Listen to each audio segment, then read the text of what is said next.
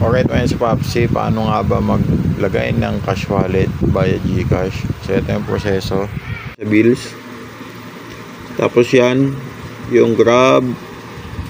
Search natin yung Grab.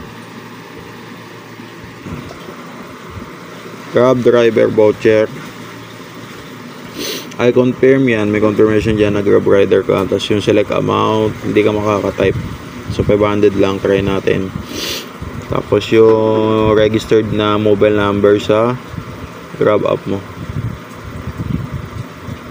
as a rider, tapos email, tapos yun, chinek natin yung protect bill, next natin, yes, yan, naging 509 yung 500. Mas okay lang din mag protect bill mo si Popsi para sa kanya may protection din tayo, magkano lang naman. Kasi kung baka mamaya mag-hang yung GCash, ma-retrieve natin. Confirm natin, processing. Yun, may resibo na tayo.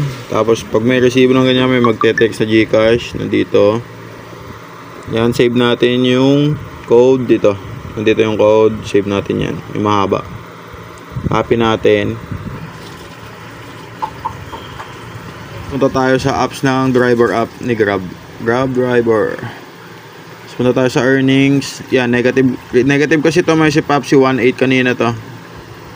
Negative yan ng 1.8 pero naging 1.5 kasi nag-ano na tayo ng 250. So, sa earnings, pindutin natin cash wallet. Tapos pindutin natin yung cash wallet. Yan, loading. Tapos top up tayo. Yan, GrabPay wallet, top up pin, dalawa yan yung pin kasi yung pin yung tinext. Tapos paste natin yung number 1583, magma-minus yan, tignan mo, confirm.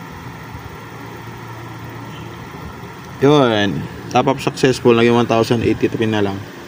So ganun lang, may sabaw mag top up sa cash wallet bilang Grab driver. Aldo, sana nakakatulong.